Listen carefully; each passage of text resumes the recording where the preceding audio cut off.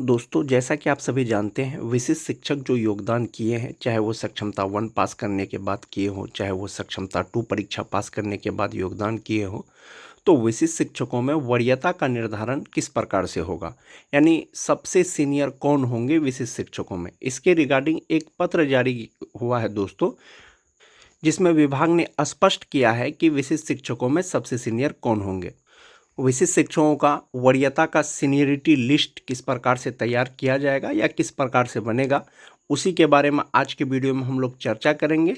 और सीनियरिटी के साथ साथ में विशिष्ट शिक्षकों का जो प्रमोशन होगा वो किस प्रकार से होगा। वीडियो शुरू करने से पहले एक रिक्वेस्ट है दोस्तों, जो लोग मेरे चैनल को सब्सक्राइब नहीं किए हैं कृपया चैनल को सब्सक्राइब कर दें और बेल आइकन को दबा दें। तो चलिए बढ़ते हैं आगे। विशिष्ट शिक्षकों की वरीयता से संबंधित जो रिसेंट का लेटर है दोस्तों, 1 अगस्त 2025 का है। जैसा कि आप देख पा रहे होंगे, कार्यालय प्रखंड शिक्षा पदाधिकारी कोचाधामन किशनगंज के द्वारा यह पत्र जारी किया गया है दोस्तों। प्रेषक हैं प्रखंड शिक्षा पदाधिकारी कोचाधामन, सेवा में प्रधानाध्यापक कोई स्कूल है। और विषय है दोस्तों स्पष्टीकरण देने के संबंध में। प्रसंग है बिहार विद्यालय विशिष्ट शिक्षक नियमावली 2023 के अनुपालन संबंधी। यानी विशिष्ट शिक्षक नियमावली जो 2023 है उसका अनुपालन नहीं हो रहा है, इसके रिगार्डिंग जो है स्पष्टीकरण पूछा गया है। पूरा मामला क्या है? महाशय, उपर्युक्त विषयक अंकित करना है कि अपने अपने विद्यालयों में शिक्षकों की वरीयता निर्धारण करते समय बिहार विद्यालय विशिष्ट शिक्षक नियमावली 2023 बिंदु 7 का अनुपालन नहीं किया गया है। यानी वो विद्यालय में जो विशिष्ट शिक्षक का वरीयता निर्धारण किया गया है उसमें विशिष्ट शिक्षक नियमावली 2023 का जो बिंदु 7 है उसका अनुपालन नहीं किया गया है। आगे दोस्तों विशिष्ट शिक्षक नियमावली का बिंदु 7 भी देखेंगे, जिसमें स्पष्ट निर्देशित है कि विशिष्ट शिक्षकों का वरीयता निर्धारण उनके द्वारा प्राप्त किए गए प्रशिक्षित वेतनमान प्राप्त करने की तिथि से तय होगा। विशिष्ट शिक्षक नियमावली 2023 के पॉइंट नंबर 7 में कहा गया है कि जो विशिष्ट शिक्षकों में वरीयता निर्धारण होगा वो प्रशिक्षित वेतनमान की तिथि से होगा। यानी कि जिनको सबसे पहले प्रशिक्षित वेतनमान मिल रहा है वो सबसे सीनियर होंगे। कोई शिक्षक हैं जिनका प्रशिक्षण प्राप्ति तिथि दिसंबर 2010 है, को किन परिस्थिति में कोई शिक्षक हैं जिनका प्रशिक्षण तिथि जून 2011 से कनीय दर्जा दिया गया है। यानी कि आपके द्वारा 2010 के शिक्षकों को कनीय बना दिया गया है और 2011 को के प्रशिक्षण प्राप्त शिक्षक को वरीय बना दिया गया है। आपके द्वारा किए गए कृत्य से स्पष्ट द्योतक है कि आप विभाग या आदेशों की अवहेलना करते हैं और दिशा निर्देशों की अस्पष्टता की स्थिति में विभागीय पदाधिकारियों से संपर्क करना उचित नहीं समझते। यानी आप जो ये वरीयता का निर्धारण किए हैं, जिनका प्रशिक्षण पहले हुआ था आप उसको जूनियर कर दिए हैं, जिनका प्रशिक्षण बाद में हुआ है आप उसको सीनियर कर दिए हैं, और आप जो विभाग का पदाधिकारी है उससे भी संपर्क नहीं किए हैं। आपके इन कृत्य से साफ पता चलता है कि आप विद्यालय में विभागीय नियमों के इतर राजनीति एवं अनियमितता में संलिप्त हैं और विद्यालय के माहौल को दूषित कर रहे हैं। अतः पत्र प्राप्ति के 2 दिनों के अंदर इस मामले की संवेदनशीलता को ध्यान में रखते हुए अपना पक्ष रखना सुनिश्चित करें, अन्यथा की स्थिति में आपके विरुद्ध विभागीय कार्रवाई की जाएगी। ये जो पत्र जारी किया गया है दोस्तों, विशिष्ट शिक्षकों के वरीयता से संबंधित जारी किया गया है। यानी कि वरीयता का जो निर्धारण किया गया है विद्यालय में, उसमें विशिष्ट शिक्षक नियमावली 2023 का पॉइंट 7 को ध्यान नहीं रखा गया है। यानी कि उसमें स्पष्ट किया गया है कि जिनका प्रशिक्षण पहले हुआ होगा वो सबसे सीनियर होंगे, जिनका बाद में हुआ होगा वो सबसे जूनियर होंगे। अब हम लोग विशिष्ट शिक्षक नियमावली का पॉइंट 7 देखते हैं। ये विशिष्ट शिक्षक नियमावली है दोस्तों, जो 26 दिसंबर 2023 को जारी किया गया था। विशिष्ट शिक्षकों को जो भी वेतन मिल रहा है या फिक्सेशन होगा, वेतन मिलेगा बाद में, वो इसी के आधार पर होगा। ये 2023 का जो विशिष्ट शिक्षक नियमावली है इसका पॉइंट नंबर 7 में स्पष्ट किया गया है दोस्तों। यही है पॉइंट नंबर 7। इसमें है वरीयता से संबंधित। वरीयता से संबंधित क्या है? जिला स्तर पर विशिष्ट शिक्षकों की एक वरीयता सूची संधारित की जाएगी। यानी जिला स्तर पर जो है एक वरीयता सूची बनेगा, एक सीनियरिटी लिस्ट बनेगा। शिक्षकों की प्रत्येक श्रेणी यथा प्राथमिक, मध्य माध्यमिक और उच्च माध्यमिक के लिए विषयवार एक अलग वरीयता सूची तैयार की जाएगी। प्राइमरी स्कूल का वरीयता सूची अलग बनेगा, मिडिल स्कूल का वरीयता सूची अलग बनेगा,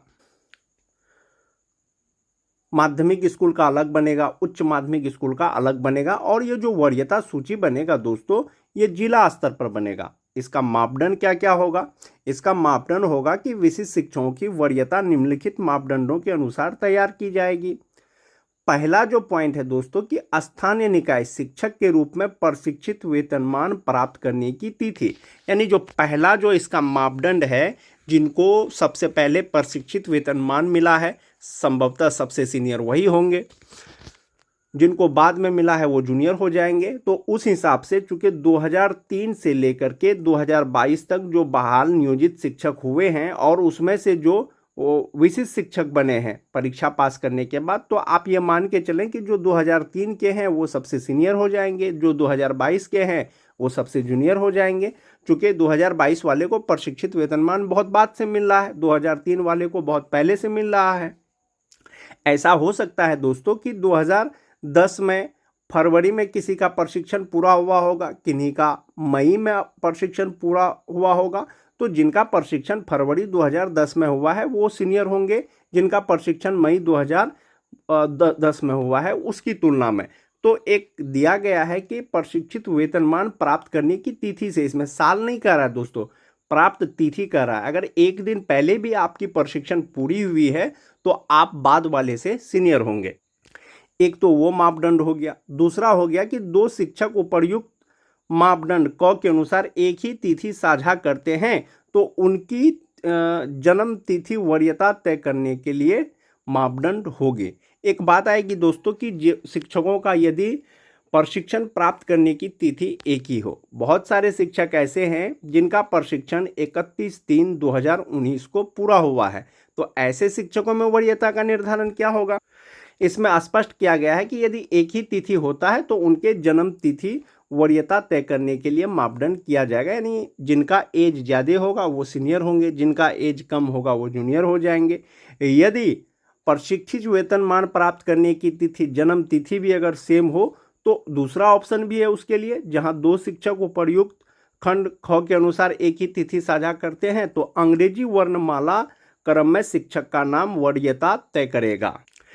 यानी कि किसी का मान जाते हैं 31/3/2019 को प्रशिक्षण तिथि सेम है कुछ शिक्षकों का और इनका जन्म तिथि भी सेम है। ऐसी स्थिति में जो नाम का जो अल्फ़ाबेट है, इंग्लिश अल्फ़ाबेट, उसके आधार पर उसका वरीयता होगा। यानी कि अगर ए से लेके जेड तक की बात करें, किसी शिक्षक का अगर ए से नाम होता है तो वो सीनियर हो जाएंगे, ए के बाद अगर बी से होगा तो वो जूनियर हो जाएंगे। 1, 2, 3 ये जो पॉइंट दिया गया है दोस्तों, इसके अतिरिक्त उपर्युक्त मापदंडों में फिट नहीं होने की स्थिति अन्य मामले में विभाग द्वारा निर्णय किया जाएगा। यानी कि अगर ये तीनों कहीं फिट नहीं बैठेगा तो इस पर विभाग निर्णय लेगा, लेकिन कहीं ना कहीं ये तीनों में से कोई ना कोई फिट बैठ जाएगा। जैसे एक स्कूल में अगर 7 शिक्षक हैं, 7 शिक्षक नहीं 5 ही शिक्षक का अगर उदाहरण ले लेते हैं कि एक विद्यालय में यदि 5 शिक्षक हैं तो पांचों में से कोई जरूरी नहीं है कि सबका प्रशिक्षित वेतनमान प्राप्त करने की तिथि एक ही हो। अगर प्रशिक्षित वेतनमान प्राप्त करने का तिथि एक है तो वो पांचों में से जन्म तिथि जो है वो देख लेंगे सबका। अगर जन्म तिथि जिनका सबसे पहले है तो वो सीनियर हो जाएंगे। अगर प्रशिक्षित वेतनमान की तिथि है तब, यदि वो पांचों में प्रशिक्षित वेतनमान प्राप्त करने की तिथि जन्म तिथि भी सेम है तो अल्फ़ाबेट के अनुसार उनका जो है वरीयता निर्धारण हो जाएगा अंग्रेजी का। उसके बाद अगर फिर भी नहीं होता है तो इस मामले में विभाग अलग से निर्णय लेगा। तो ये वरीयता निर्धारण से संबंधित दोस्तों विशिष्ट शिक्षक नियमावली 2023 का पॉइंट 7 में स्पष्ट कर दिया गया था। और विद्यालय में जो वरीयता निर्धारण होगा दोस्तों या होना चाहिए, इसी के आधार पर होना चाहिए, विभाग ने स्पष्ट कर दिया है। और वरीयता से संबंधित एक चीज़ और है दोस्तों कि जो प्राइमरी स्कूल के जो टीचर हैं, यानी कि जो 1 to 5 के टीचर हैं, जो 6 to 8 के टीचर हैं, जो 9 to 12 के टीचर हैं, 9 to 12 से मतलब हुआ कि कुछ 9, 10 के होंगे, कुछ 11, 12 के होंगे। तो इसमें है क्या जो 1 to 5 से सीनियर होंगे तो वो 6 to 8 के सीनियर होंगे, 6 to 8 से सीनियर होंगे तो 9 to 10 के सीनियर होंगे, और इससे सीनियर होंगे तो 11-12 के शिक्षक होंगे। यानी कि ये जो कैटेगरी है दोस्तों, 11-12 के शिक्षक 9-10 से सीनियर होंगे, 6 to 8 से सीनियर होंगे, 1 to 5 से सीनियर होंगे। यानी 1 to 5 के शिक्षक जो है वो सबसे जूनियर होंगे और सबसे सीनियर 11-12 के शिक्षक होंगे। जैसे कोई 1 to 5 के शिक्षक होंगे जो 2003 में जिनकी बहाली हुई है, अभी वो विशिष्ट शिक्षक बन गए हैं। कोई 9-10 के या 6 to 8 के शिक्षक होंगे जिनकी बहाली 2016-2013 में टीटी पास करने के बाद हुई होगी। अब चूंकि वो 6 to 8 के शिक्षक हैं, विशिष्ट शिक्षक बन गए, तो वो हमेशा 1 to 5 से सीनियर ही होंगे। 1 to 5 से सभी कैटेगरी के शिक्षक यानी क्लास कैटेगरी के शिक्षक सीनियर होंगे, और इस प्रकार से दोस्तों वरीयता का निर्धारण किया जाएगा। विशिष्ट शिक्षक नियमावली का जो पॉइंट नंबर 8 है दोस्तों, उसमें वेतन संरक्षण का बात कहा गया है। यानी नियोजित रहते हुए जो आपको बेसिक पे मिल रहा था, मूल वेतन मिल रहा था, विशिष्ट शिक्षक बनने के बाद आपका मूल वेतन कम नहीं होगा। पॉइंट नंबर 9 जो था दोस्तों, वो प्रोन्नति से संबंधित था। यानी सभी प्रकार के विशिष्ट शिक्षकों को, चाहे वो 1 to 5 के शिक्षक हो, चाहे वो 6 to 8 के शिक्षक हो, चाहे 9-10 के शिक्षक हो, चाहे वो 11-12 के विशिष्ट शिक्षक हो, सबको प्रोन्नति दिया जाएगा। 1 to 5 से 6 to 8 में, 6 to 8 से 6 to 8 के वरीय विशिष्ट शिक्षक के रूप में, 11-12 से 11-12 के वरीय विशिष्ट शिक्षक के रूप में, और 9-10 से 11-12 के विशिष्ट शिक्षक के रूप में। और ये जो होगा 1 to 5 से 6 to 8 में उपलब्ध रिक्तियों के अनुसार होगा। 6 to 8 के शिक्षक को यदि प्रोन्नति दिया जाता है वरीय शिक्षक के रूप में, तो वो अपने ही स्थान पे हो जाएंगे। 9-10 के शिक्षक को प्रोन्नति दिया जाता है 11-12 में, तो रिक्ति रहेगा तब होगा। और 11-12 का शिक्षक को यदि प्रोन्नति दिया जाएगा वरीय विशिष्ट शिक्षक के रूप में, तो वो अपने ही स्थान पे हो जाएंगे। नियमावली के अनुसार विशिष्ट शिक्षकों को प्रमोशन तो दिया जाएगा, प्रोन्नति तो होगा, लेकिन कब होगा? 8 वर्ष की लगातार सेवा के बाद होगा। यानी कि अगर 1 जनवरी 2025 को कुछ विशिष्ट शिक्षक अगर ज्वाइन किए हैं, तो वो प्रमोशन के लिए योग्य हो जाएंगे 1 जनवरी 2033 को। अधिकार के रूप में किसी भी प्रोन्नति का दावा नहीं किया जा सकता है। सभी प्रोन्नति उपलब्ध रिक्तियों के अधीन होगी और विभागीय नीति को ध्यान में रखते हुए की जाएगी। इसके अलावा सभी प्रोन्नति विभाग की प्रचलित नीति के अनुसार की जाएगी और अपेक्षित योग्यता सहित पात्रता के अधीन होगी। यानी प्रमोशन तो होगा, एक तो हो जाएगा उपलब्ध रिक्तियों के अनुसार, 8 वर्ष लगातार सेवा के बाद 1 to 5 का 6 to 8 में, 6 to 8 का वरीय 6 to 8 के रूप में। इस प्रकार से प्रमोशन तो होगा, लेकिन जो एसेंशियल क्वालिफिकेशन है वो होना चाहिए। जैसे 6 to 8 का शिक्षक बनने के लिए जो क्वालिफिकेशन होना चाहिए, तो 1 to 5 से जो उनका प्रमोशन होगा तो वो योग्यता रहेगा तब होगा। तो इस प्रकार से वरीयता का निर्धारण और प्रमोशन किया जाएगा। आज के वीडियो में दोस्तों इतना ही। वीडियो अच्छी लगे तो अपने दोस्तों में लाइक और शेयर जरूर कर दें। धन्यवाद।